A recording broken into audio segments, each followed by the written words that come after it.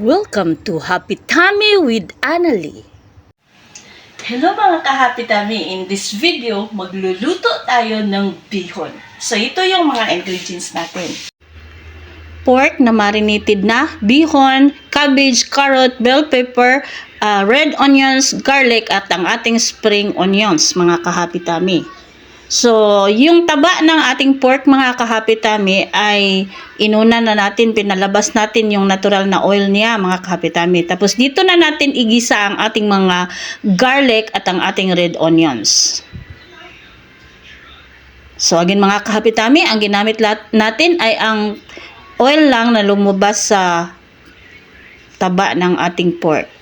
Okay-ukayan, hintayin nating lalabas yung amoy, yung mabangong amoy ng ating onions and garlic, mga ka-Happy Tummy.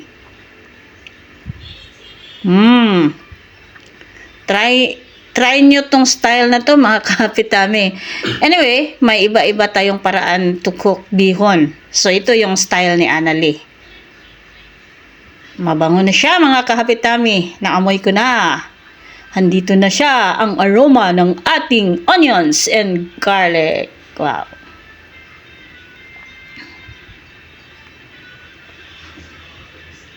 Okay-okayin pa natin. Ihalo-halo muna natin, mga ka-Happy Tummy. Para mas ano siya.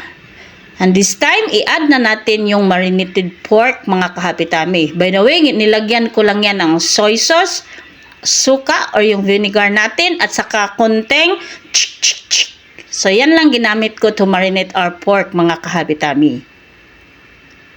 Okay-okayin at hintayin natin itong maluto ang ating mga pork. Yung malambot na siya, mga ka-Happy Tummy. So, takpan lang natin. Tapos, time to time, i-check natin ang ating pork if luto na ba.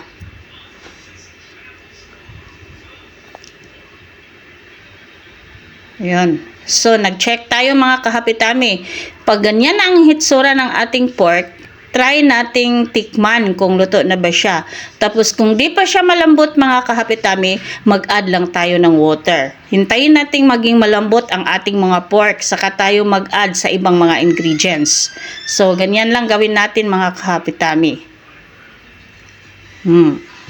At ito na yung ibang mga ingredients natin. Hiniwa na natin ang maliit, mga ka-Happy Tummy, at binabad natin ang ating bihon sa tubig, mga ka-Happy Tummy. So, ganyan lang gawin natin.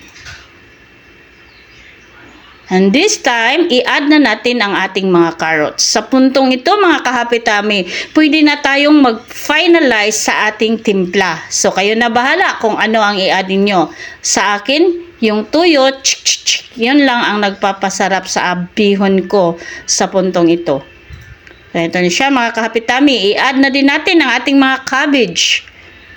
Mas mabuti, mga ka-Happy Tummy, na okay na yung timpla before natin i-add yung mga bihon natin. Kasi binabad natin yung bihon, so malambot na yun.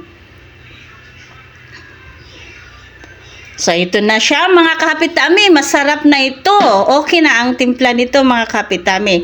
So, i-add na natin ang ating binabad na bihon. So, malambot na siya, mga ka-Happy Tummy. So, hindi na tayo matagalan nito, mga ka-Happy Tummy.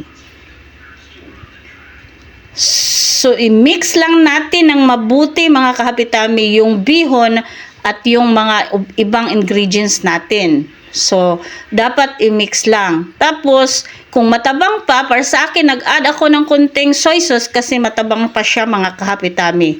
So, kayo na bahala kung ano yung gamit ninyo pang pampalasa ng inyong bihon. So, ito na siya, mga ka-Happy Tummy. I-add na natin ang ating mga spring onions. Wow! Ang sarap nito, mga ka-Happy Tummy. Wow! So, ito na siya. Luto na siya, mga ka-Happy Tummy. Wow, ang ganda tingnan. Charan! Gutom na! Gutom na! Thank you for watching, mga ka-Happy Tummy.